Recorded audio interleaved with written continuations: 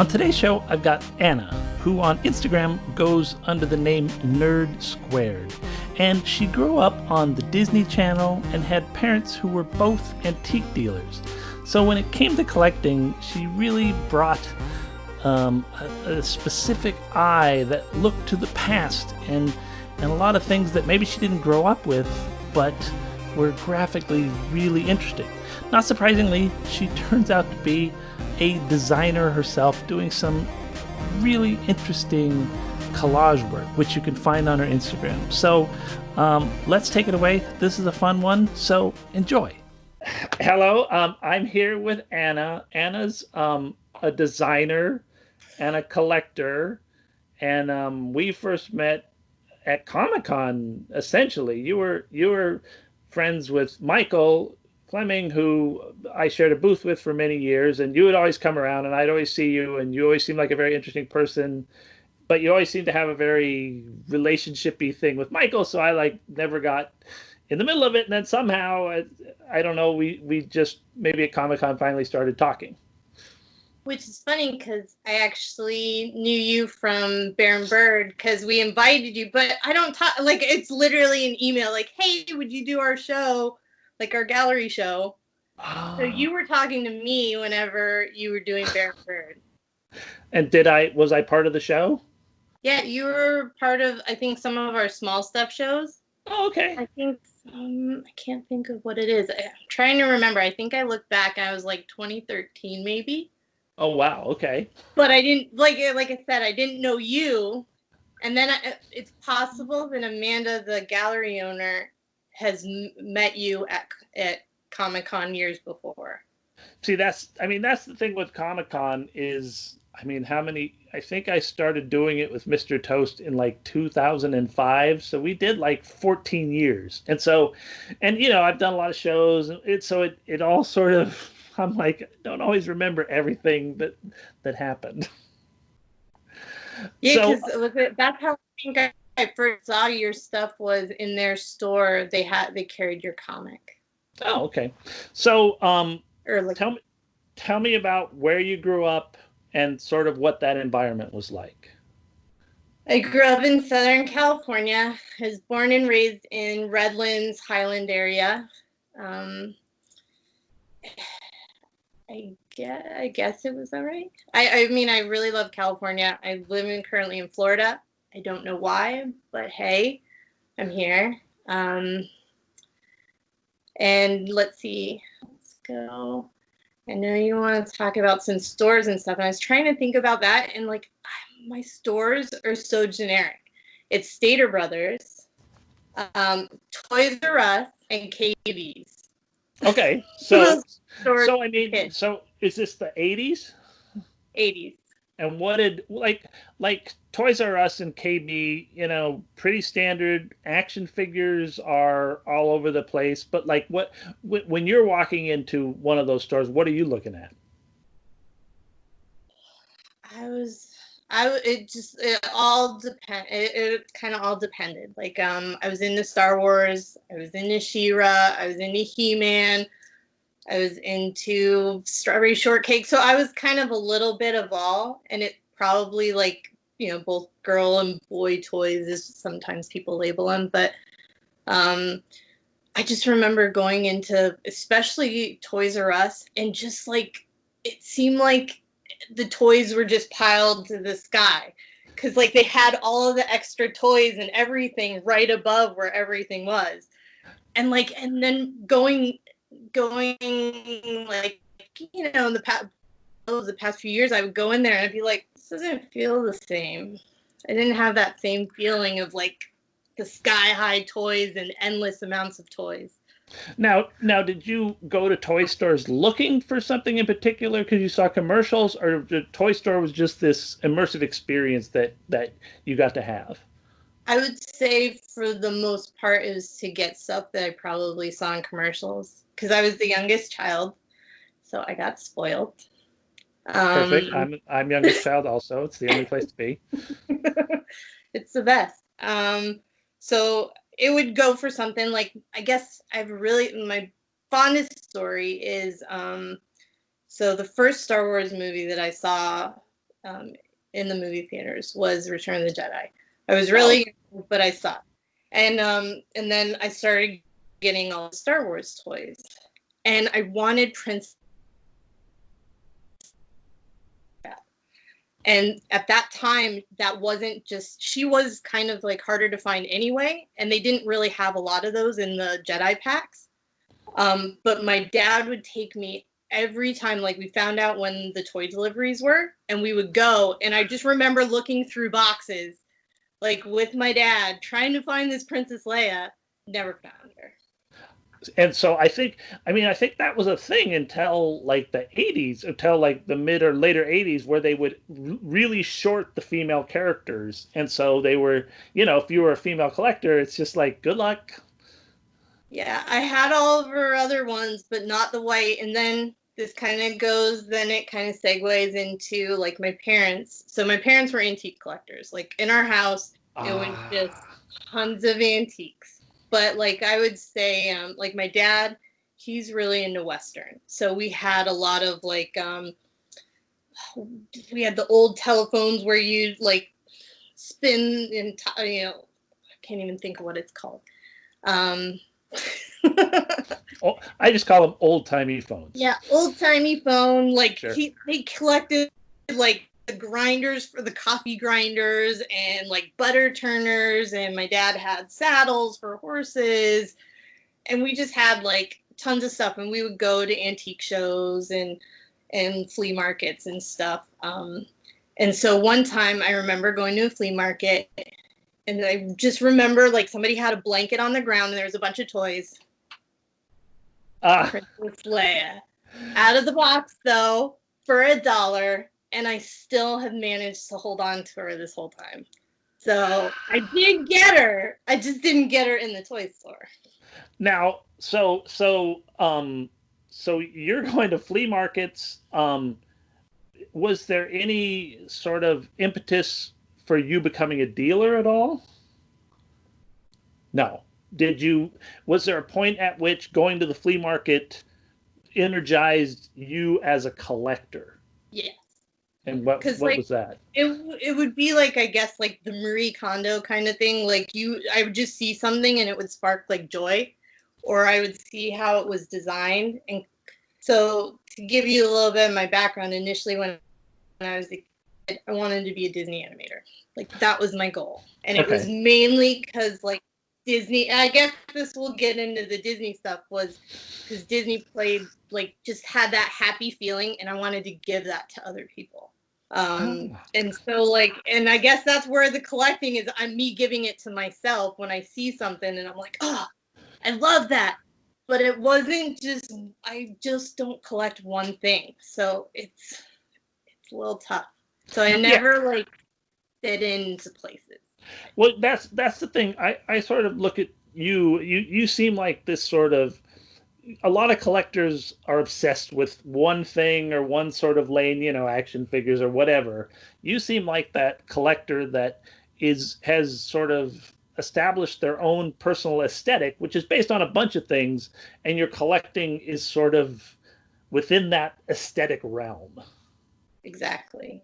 Yeah. Okay. So you're a big Disneyland person, a big Disney person. What's your sort of interaction with Disneyland, living in Redlands, which is an hour away? 45 at the time, because the traffic wasn't as bad like how it is now. It would be 45 minutes for us to get to Disney. And how often would you go, and what was your sort of experiences there? Well, actually, it's my first memory that I have as a kid. And I remember being there in a stroller. And I just remember like a stroller and some sort of tent or something. And Goofy comes up to me. And I just remember him like motioning to my parents to pick me, like if he could pick me up. And they said, I think they said yes. They went down. I freaking freaked out. I just remember crying.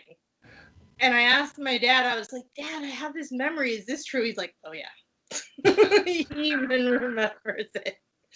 So that's like, I don't know if it was maybe like 80, because maybe the tents and stuff would have been like one of the like an 80 or 85 or, like a Oh, every 5 year type thing or something. I don't know. Or I don't even know if the tense are right. You know, you're a kid. So. sure. So did you guys go regularly? Was it sort of a family thing? It was a family thing. What I mostly remember when I was younger is we'd always go Christmas time because my Mm. uncle and his family would come and visit, and then we would go with them at Christmas. And so it was always a Christmas thing. That's what, and I can't even remember if we would go other times, but that's just what stands out because it was just with other people, and then I still have like a couple little things here and there. Um, I remember we got posters for Roger Rabbit's first Christmas. That was 1988. Um, I don't know. So Disneyland was just like this happy place for me, and it just was like around Christmas time and family. So it brought those like happy emotions for me. Now, okay, what brought you away from Southern California? Um, I graduated high school, and my dad lived here, and I was gonna go to the Academy of Art in San Francisco. I got accepted, went up there, couldn't find a place to live that we could afford because Mm, student sure. housing at the time was full. And my dad was like, "Well, there's a college that's by my house here in Florida." Yeah, and I called and they accepted me over the phone. Maybe that wasn't the best. That should have been like indicator, like maybe not the best choice.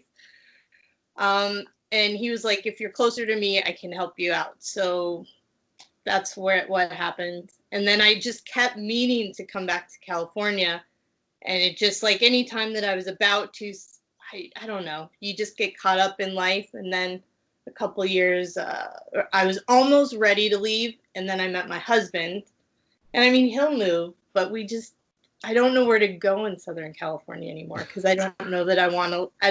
I love Redlands, but I don't know that I would want to live there. Okay, so we might get you back someday, is what you're Yeah. saying. Okay. Now, so you moved to Florida, and then there's Magic Kingdom, and there's all the parks down there. Had you been to those parks? Did you have a relationship with those parks? Yes. Well, a small relationship. So there was so how my dad ended up here. We moved to Florida like when I was in the late 80s just for a couple years, and then me and my mom moved back. And during that time, I went on I think it was it had to have been like the late 80s whenever MGM Studios opened up. I went and got to do some like tour for it was like some educational tour Oh, where you like they had different ones set to different things. Like this one was the arts since I wanted to be an artist at the time. But it was all as kids, so this was maybe like sixth grade, seventh grade, okay. and so I got to go to the parks up here and see how it was different. That was probably my first experience, and then we ended up moving back to California, so I didn't revisit the parks until now when I'm older.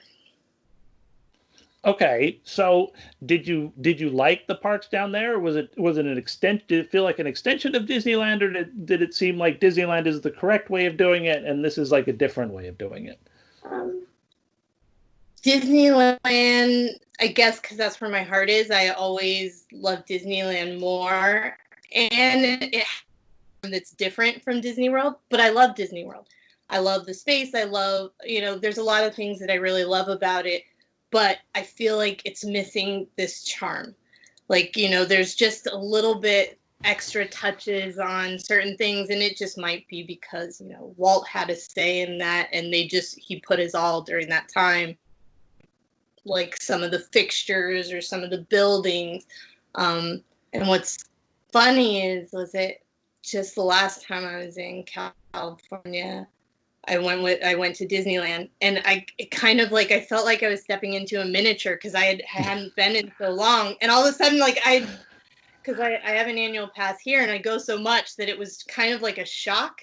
I was like, oh wait, I'm kind of I felt miniaturized, but is Now, okay, so when's the first time you went to Comic-Con in San Diego? Did you ever go there as a kid or as a teen? I didn't being that close to San Diego. I mean, sort of close. The only time we would ever go to San Diego would ever be like we go to trips to Tijuana. But like I don't know. And then I really never did the comic convention circuit. I don't know that I just didn't know about it or was around people that were going.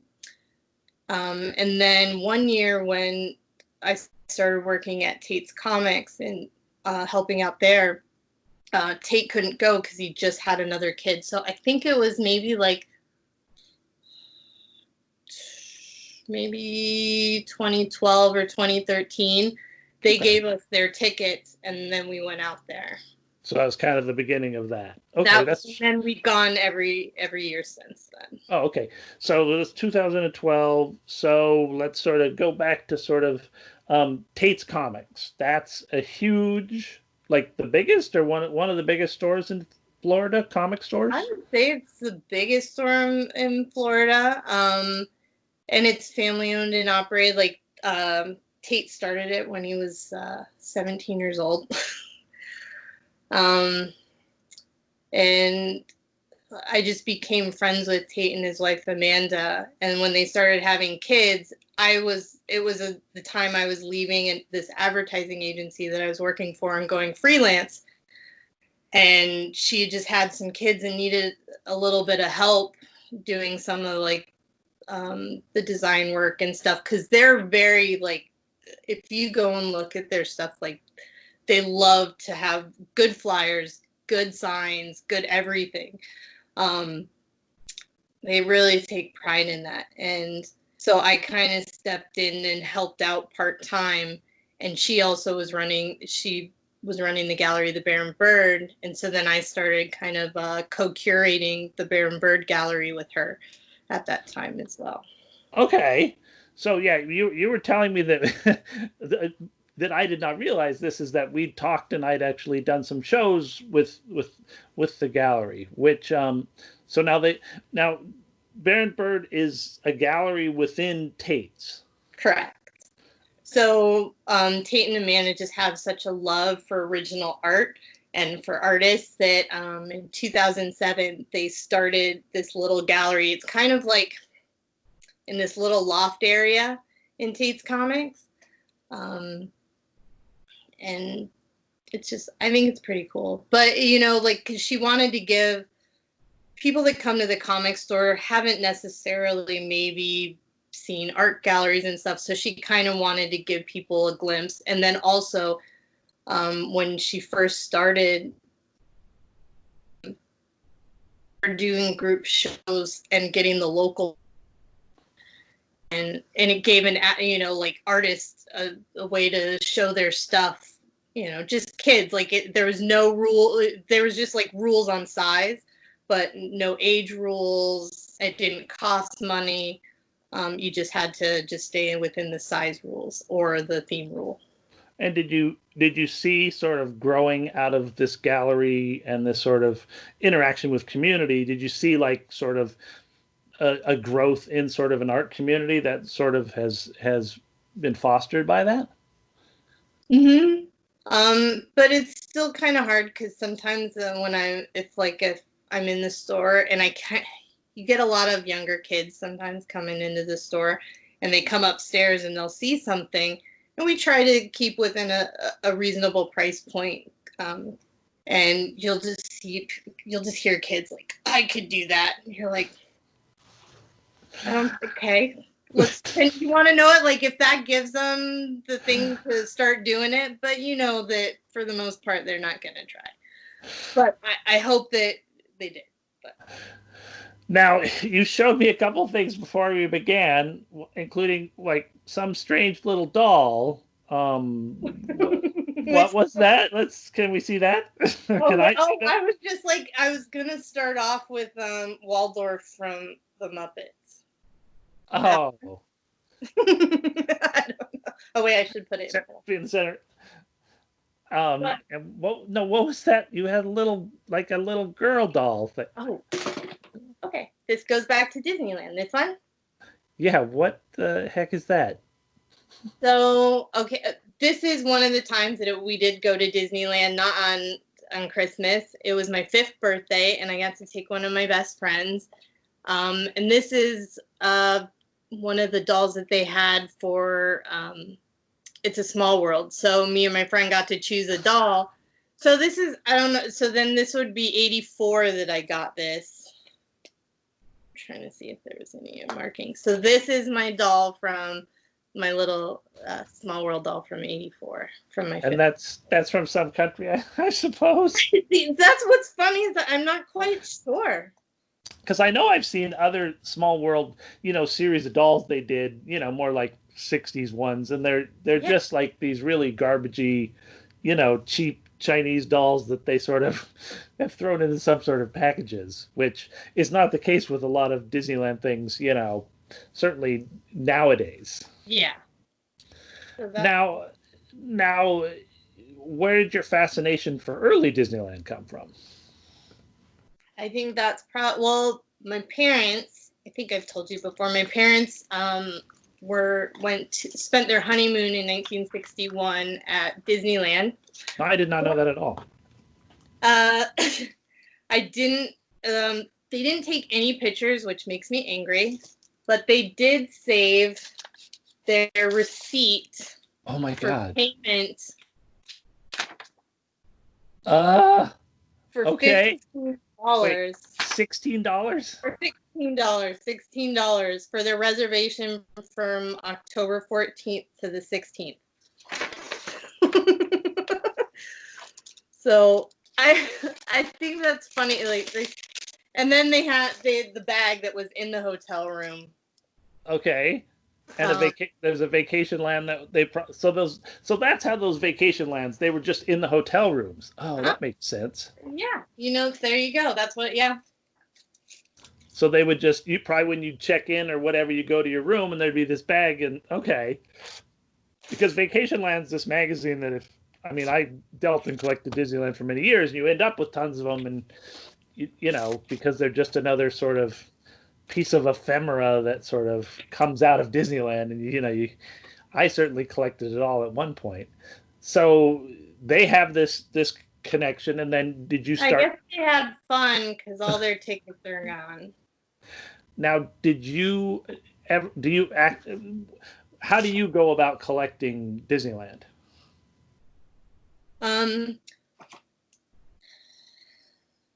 It's all just design wise. So when I look at something, because that's kind of why I don't collect everything of one thing, because there's stuff where I'm like, meh, and sometimes there's charm in something bad, but then I'm just like, so it just has to have that that right design aesthetic, and I just spark that joy in me. So I never know what, and sometimes I don't even try to look, because I'll just want everything anyway. So I just, on my travels or people I meet that are selling or whatever, I'll just see something and be like, yes, I need that. So it's just kind of random. It's just did you ever have like a serious eBay obsession, or do you just sort of use eBay in this sort of casual way where you just sort of occasionally spend some time on there looking for whatever you might find, and then whatever you trip across, you're like, okay, yes. Yep. And a little bit now different, because now with Instagram and stuff, and following people and then seeing people post things, and then you have to find, then I can't help but see it, and I'm like, I need to find that. So then I'll spend more time looking for specific things on eBay. But sometimes I just kind of have some generic searches, and I'll go on there and just be like, oh, let me just see. Is there anything right now that's on your current hit list that you're kind of like, I'm kind of looking for this or that? Mm, trying to think. I don't know. Um, I'd have to look. I would have to look. Like I haven't been thinking about. I've been trying not to think about it lately. Many of us are trying to think about not collecting right now because it's not a great time to be spending tons of money. Now, do you do anything with current Disneyana and like all of the endless releases, all the pins and all that stuff? Not just on occasion. The newer stuff, I found this out years ago when some of the newer stuff that would come out that I would buy was all stuff Kevin and Jody would be creating. And so that's where a lot of like newer stuff comes from. I'm not opposed to new. If they came out with something amazing that I need to have that, I would buy it in a second. Yeah, if people aren't familiar with Kevin and Jody, you should search them up on Instagram. There are a couple of designers that live in Anaheim and have worked for Disney for years, and just they are incredible craftsmen, but also incredible. They have an incredible eye for Disneyland history, and just help Disney make a lot of incredible products. And yeah, because it's all the stuff that I would love or wish that I would want or to make. They do it. Or I know I've heard that sometimes it's hard for them to get certain things made or in a certain way, but I mean I just want Disney. It's like they have so much old artwork. I just feel like you could easily just just take the artwork and just start making some amazing products. Oh, so are you making yourself available to design up some Disney products that I mean, yeah, that is when you really dig into the depths of, the 50s and 60s and even into the 70s, the maps and all the programs. It was a level of design. I mean, I guess that's another question. Oh my God. Is that a toy? Yes, just the boxes are just amazing. Oh my God. It just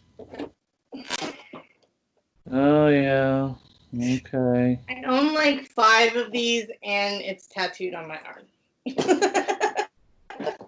Wow. Now, you as a designer, when you when you look out into the world we live in today, do you are there anything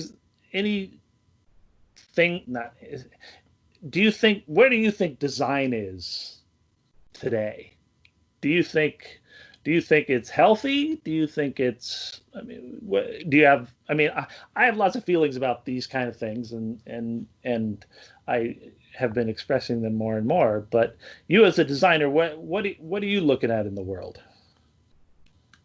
I do tend to go, I look at new stuff, and I love it, but I tend to be drawn to stuff that does have like a more old vintage or older aesthetic. And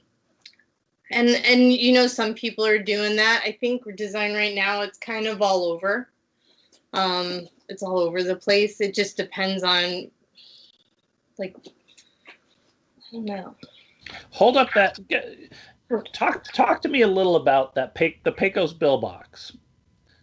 Talk talk to me a little about what you as a designer, what do you see in that like I see the simplicity. I just love the limited amount of color. I always love S curves in design. It's just so simple and graphic, and from far away you can tell what it is.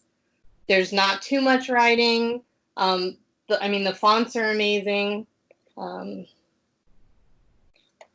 that's kind of Yeah, I was having a discussion with somebody at one point, and I was talking about like the Pixar movies and how when I look at Toy Story and I look at, Buzz Lightyear and Woody, I just the characters they just don't work for me.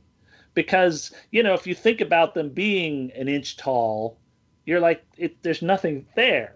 I mean, I guess it's because I certainly grew up on 2D animation. I was before it. Now you grew up a little more where we had this sort of 3D, I guess you didn't grow up in the Pixar world. That was a little probably after you were a real child. no, but it actually made so when I went to school and I went to school started for animation, it was actually around the time that Disney and a lot of other studios were doing away with 2D and laying off a lot of their 2D animators.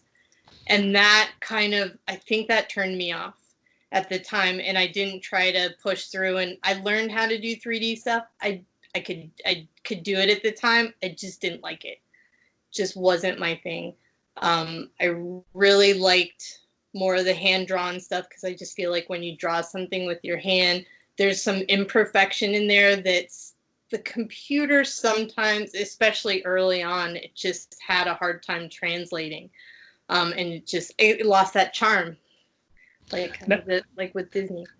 Now, do you think, because my buddy Todd, who draws the Mr. Toast comics, he's been doing the strip, and he does it all on his iPad now. And, this is a guy who's, very proficient at line, very proficient. And the work he turns out on his iPad with these new pens and stuff, it looks gorgeous. It looks like he drew it. Have you noticed that in design? Yeah, but with that pen and everything, you are kind of still drawing it. And then some people use a lot of brushes now that kind of give it like that older feel, or like that it's more hand drawn, or with like with pen or pencil, to give it a little bit of that imperfection. And with like the 3D anime is more like the 3D stuff. I mean, he's still kind of drawing it kind of 2D. I mean, he is trying to. But, yeah, I think there's an interesting distinction going on there where the machinery of all of this design is beginning to sort of take a step back and emulate what draw more specific what hand drawing is, and what the like I know with Michael, he does these things on there where he shows how he does stuff, and all the layers, they're paint layers. They're not just like when I go in there to color something, it's like green, blue, but they're emulating how, like, not that people working in computers aren't artists are, but how a fine artist actually interacts with media. Yeah, using just like the different textures and stuff of some of those pens, and it's awesome when people do that, because then it's hard to distinct. It's hard to distinct between the two. I only get sad sometimes is because, again, from now working at the Baron Bird Gallery, I got the bug for original art. Like, that's where it's like, I want that original art. And so it's a tough one. I know, because my buddy Todd, he's doing this strip called The Poet, and he's 80 strips in, and it's like, I can't own any. And I'm like, what good is that to me? I want to have these, because I'm that guy.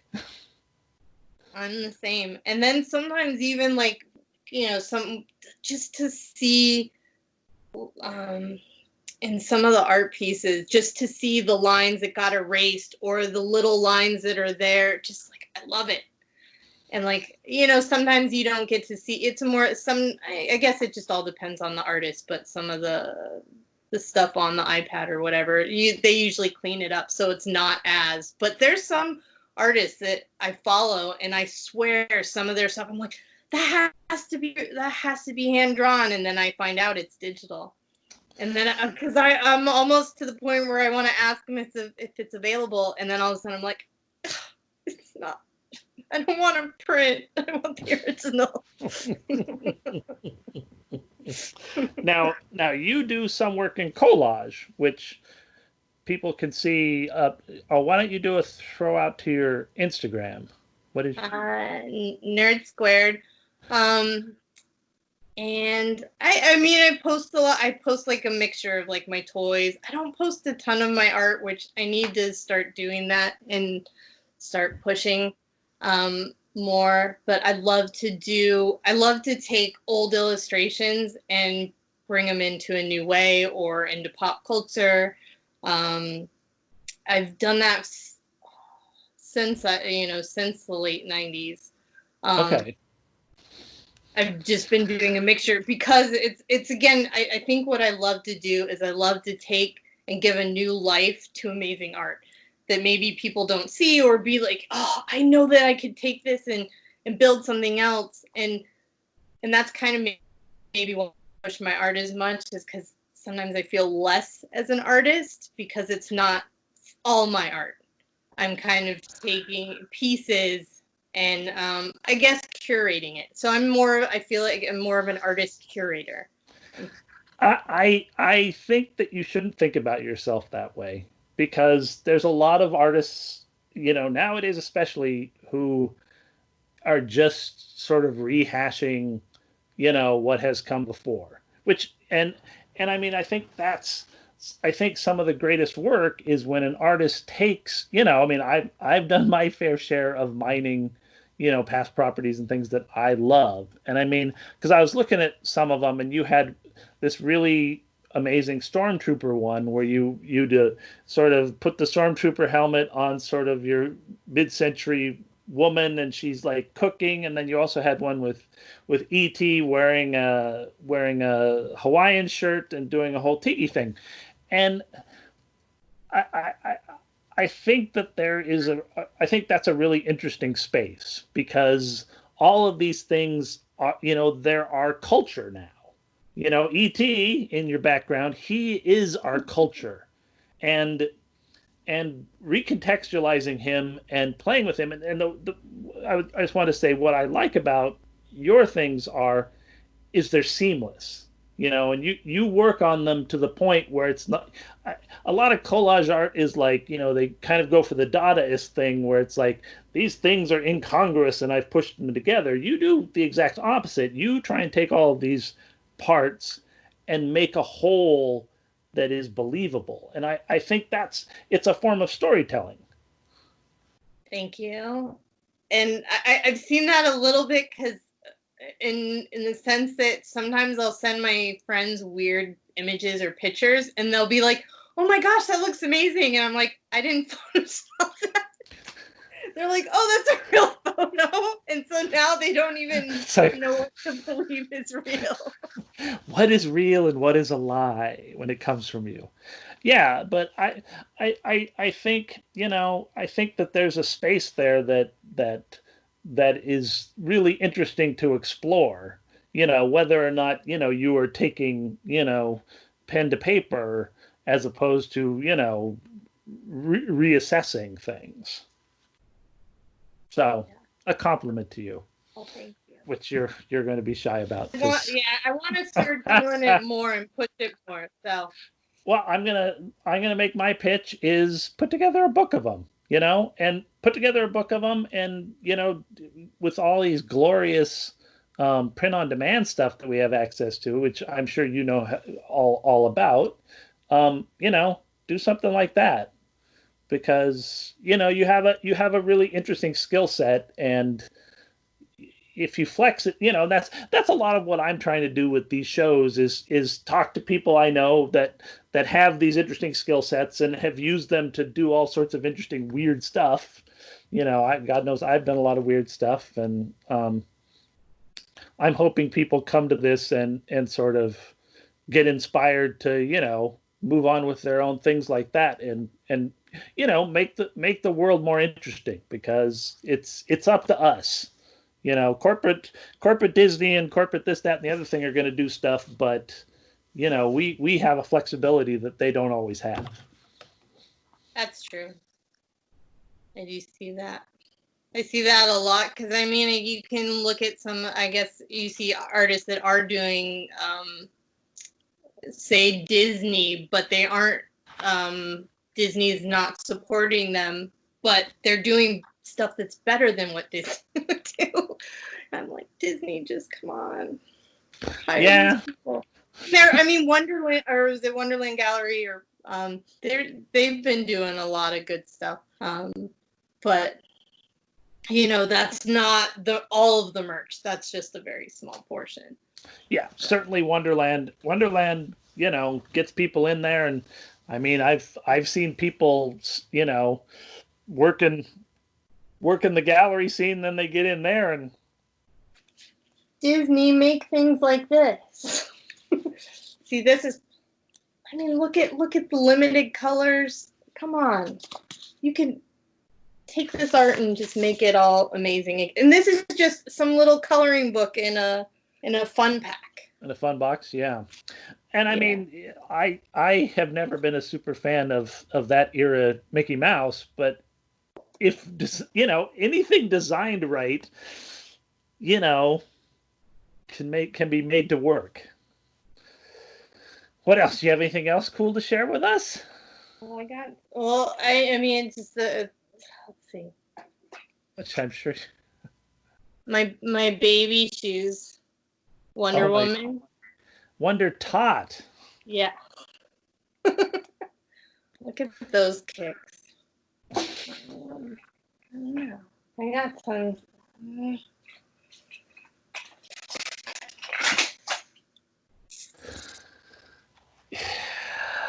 $6 million man. See, this is one of those things where recently I just got this. Again, it was before my time, and it was probably my older brother's. Like, the closest brother I have to me is 8 years older than me. And this was his, but then became mine when I was a kid. And it's amazing. Yeah. Oh, my God. And then this was one of my toys that my dad held on to, but he kind of broke, my Voltron.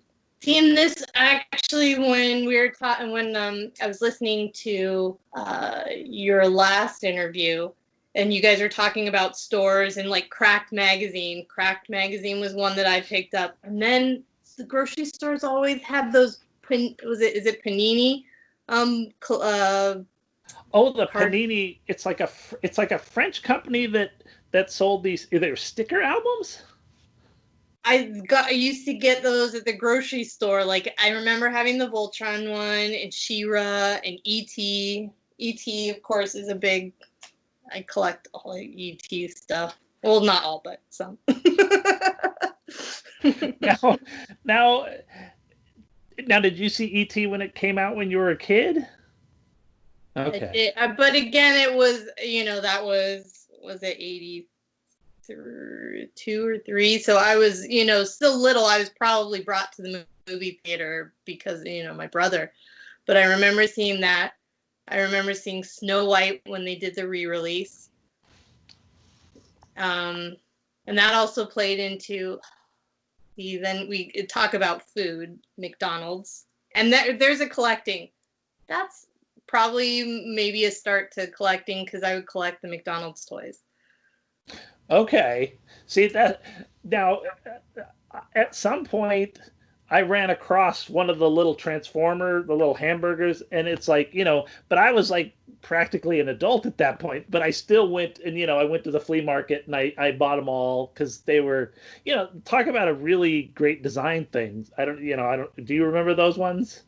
I had them all. Like, I had all my, and when I moved out to Florida, I left it at my brother's, and his kids went through it because I was like, no, this is mine. It's not for your kids. And I asked him, I don't know, a couple of years later, I was like, oh, is my stuff there so I can send it to me? And he was like, oh, you told me that your niece and nephews can play with it. And I was like, what? It was all gone. The old asking your parents about their comic book collection. That was always the thing when I was a kid. It's like every parent had a comic book collection. It had all gotten thrown out. I'm sure you've run across that in working in comic stores to some extent. It Yeah. all gets. Most of it was me. Like, I sold my toys when we moved back to California, and a couple of years later, I was probably like 12 years old, and I don't know what it was. I just was like, I don't need my toys. And we had a garage sale, and I sold most of my toys. I mean, there was a couple that I managed to hold on to. I don't know why, but Yeah, well, I mean, I collected comics since I was since I was 7 and 8. But the same thing, it's like my toys didn't, I understood the necessity of collecting and saving all my comics, but of course, I was left with like 5 or 6 toys that I saved. All that stuff got the boot along the way.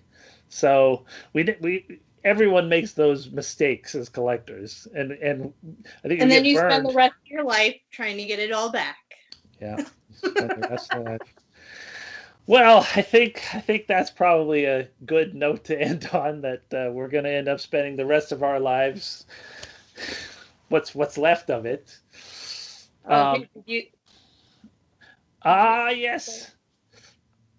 And you've done some work with Pee Wee, which is like beyond amazing. And those postcards are, those postcards and those images need to be a book at some point. That is a book I want to see. Oh, Penny. There's some. I did some Disney ones. Where's the?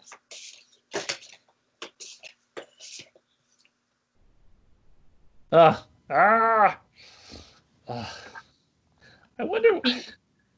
wonder how much copyright trouble you would get in trouble. I mean, That's also that fine line of, I don't know.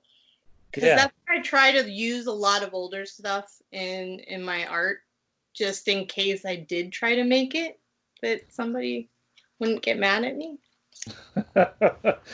The old copyright fears. I don't know. I don't know about that. It's always complex. Well, any final words for the grand internet that's going to be absorbing this content? Stay creative. Try to make things better. I don't know. It's a tough one. Stay creative. Yeah, stay creative. Keep collecting. Surround yourself that makes you happy and smile. That's what I do. Like, if you saw if you could see this whole room, like, it's covered, like, ceiling to floor. Yes. People need to add you on Instagram, nerdsquared, because you live in one of those wonderful environments that someday, when all of this is over, the COVID and all that, maybe I'll make it down to Florida, because I'm sure in person it's even more impressive. I guess so, yeah. Like my whole and that's a different thing of me with my collections is like I want to see them. So I don't have a lot of stuff that's boxed. So that's not my whole house is like this in my office, but for the most part, I guess it is just not as crazy. But I want to see it. I want to enjoy it. And if I can't, I feel like I need to just let it go to somebody that wants, that can. So. Well, thank you for being on the show. Thank you. This was fun. I hope you enjoyed it, and I hope I wasn't too intrusive into your life. I didn't know how it was gonna go, so like I told you, I surround myself with interesting things. I hope it makes me interesting. You're very interesting. Thanks, Anna. Thanks, Dan. Bye. Thanks, Anna. That was a great interview. Some interesting insight into how a person goes about collecting and really sort of immersing themselves in the stuff that really visually appeals to them. If you like this video, give us a thumbs up, and maybe think about subscribing, and maybe think about looking at some of the other videos that I do in this series. Thank you.